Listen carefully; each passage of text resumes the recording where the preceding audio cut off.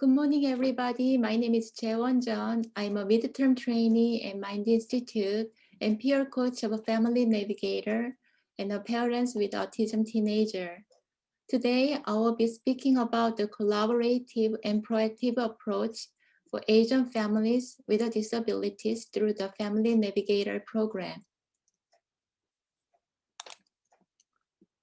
The Family Navigator Program started in 2018, and it is no-cost program that provides families with peer-to-peer support following a diagnosis of autism and other developmental disabilities. It focuses on individualizing peer coaching to each family. According to the 2020 CDC report, one is 54 children aged 8 years has autism spectrum disorder. In order to break down this by linking autism by race and ethnicity, we see an overall increase of children with autism. Currently, Asian children in US are second highest growing growth through the 10 years old of age. Autism rates around the world, most children with ASD are in Asia, but the more concrete data is needed. The purpose of the project: continue the research of a Family Navigator Program usage last year, increase the voluntary active and community activities of Asian families with disabilities, has a better well-being and a better life for disabled people if parents with ASD are trained and educated through the Family Navigator Program. It knows a more Asian culture, customs such as Confucian tradition and patriarchal system and nature therapies that has not been exposed, and takes over the leadership of the family and the community.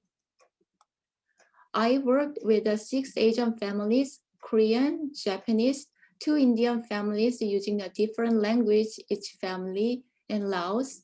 They live in Sacramento area with an autism child aged 2 to 5.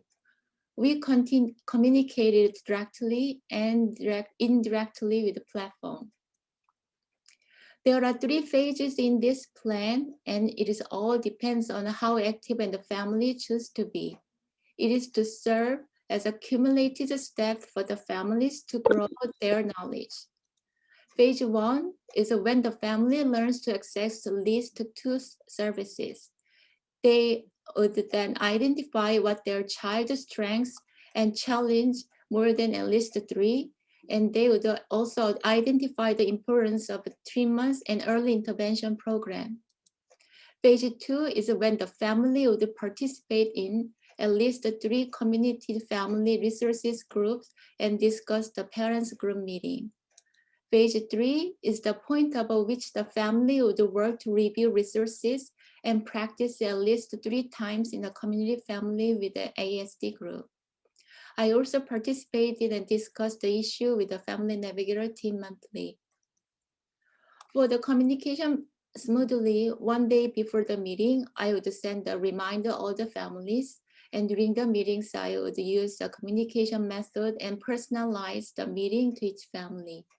And then after the meeting, between 6 to 12 hours, I will send a follow-up email to receive a feedback. I used the Myers-Briggs type indicator as a tool to understand the broad personalities of a different Asian ethnicity.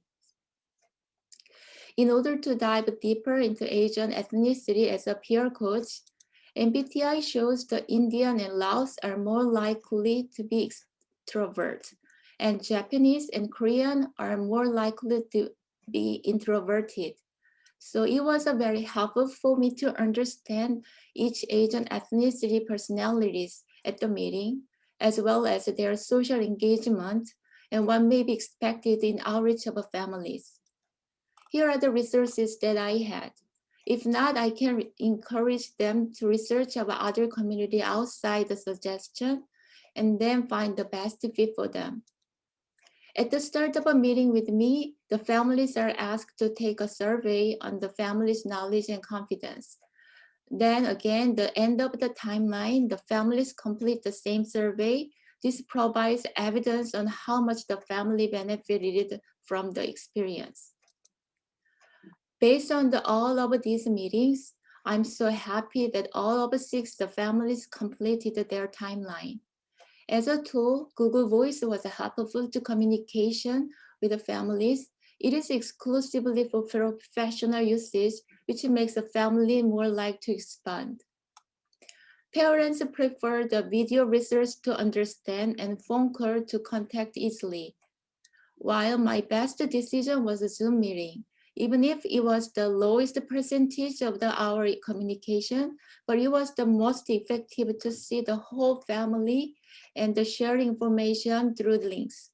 So also it is important to conversation to connect parents' voice facial expression on Zoom meeting to better understand the families and what they are trying to communicate. I see the parents' knowledge of ASD services or treatment option improved during the meeting with me. Asian families have a different understanding of terminology used for ASD services and treatment options. So this is important to take a time. There are English second language learner like me, so they are misinformation about occupational therapy due to the meaning of the dictionary. Therefore, their preference and priority of services was ABA service, and the least was occupational therapy. All Asian American families in my project has immigrated, and now they are beginning to grow in the US. So for the reason Asian American families want to support respite care services and child care services in short term more than any other service. Before working with me, parents were confused about their child behaviors, but afterward, we worked together to clarify what their child diagnosis meant, and their understanding allowed them to get more and more services. I have also improved in the confidence to talk their families and friends about ASD. The lack of communication comes from the dealing with the stigma, so I was able to integrate the information about how to deal with it during the hour meeting when I would provide other information. This was helpful as seen with the more improvement. There are also the improvement the confidence of parents in their ability to navigate tasks and activities needed to access service for their ASD child. During this timeline, one of my goals was the families to collaborate with other supporting families at least 3 times, but I found only 1 of 6 families do so. I already saw that parents has a high confidence in communicating with their specialists about their concern about their ASD child, but improvement even more after their experience of working with me. This is related to number 3 because it has to do with how families take care of themselves. So which refers to how they cope with their child's diagnosis. In this graph, I can see a large increase. It came from the parents' interest in hearing about my own experience over the past 16 years with my boy. Since these parents are child between the age of 2 and 5, it makes sense they would have many interested of their child's needs for near future. It was the use of visual graphs from the CAPTIN, California Autism Professional Training and Information Network that I was able to convey a projection as a child's future. This extends further than 1 or 3 years projection, but one may come up for their child at age of 20 or beyond. When they're looking at the survey as a whole, I see the Asian family has an overall increase in confidence over their course over 4 to 6 months. In order to be as accurate and consistent as possible, I suggested more participants and classification be made by age group and extended the survey questions. And also pre and post survey was taken by the same parents in each of the families and researched the effect of the family income.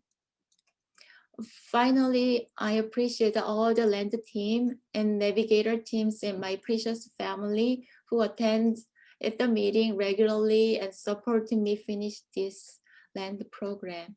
Thank you. Do you have any question?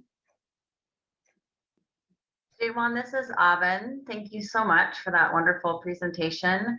I wonder if you think there's anything we need to adapt or do differently for Asian families in the Family Navigator program, like in terms of the phases or the materials.